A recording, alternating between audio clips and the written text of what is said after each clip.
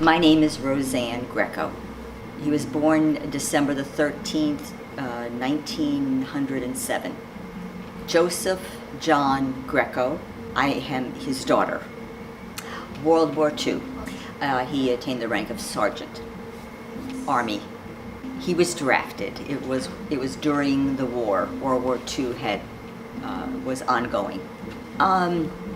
He served for almost 3 years, from 1943 to 1945. I'm not sure where he was. I think he was in parts of Germany and perhaps England. They may have been staged in England and then went into Germany. Oh, my father died when I was only 9 years old, so we didn't have a lot of time to share memories of the war. In fact, I don't recall ever speaking to him about the war. I was a little girl.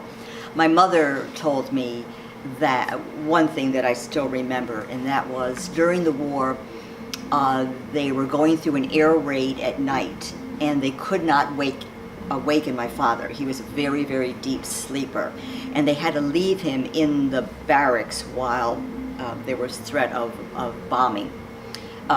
He survived that, but the next morning when he learned that, he was so nervous that he never really slept soundly again. He was so fearful of not being able to be awoken in case of another air attack. That is about the only memory that my mother shared with me from my father in World War II. In the case of my father, who was drafted into a war, very different from today, where people voluntarily join the military. So I'll speak for my father's generation, which has often been called the Great Generation. And I think back then, there was more of a feeling of putting your country in front of yourself or your family, and that they were very selfless and risked their lives. In the case of my father, he was drafted as many other men were during the war. But I think they were more attuned to duty. That was an obligation, the price perhaps for having a democracy and having freedom.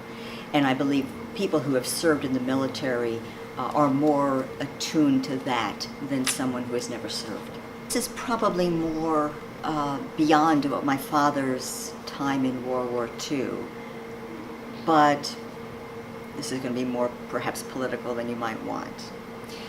But there was, I would say, a great need to go to war in those times when the Nazis were, killing millions of people. And if there was a reason to take up arms to protect and save lives, it was then in World War II. Our country now has gone to an almost continual state of war for, I believe, in many cases, manufactured causes and not in the cause of peace or justice or saving lives, actually doing perhaps quite the opposite. And so I see there was a bit of a perversion in war now as perhaps in my father's day in World War II.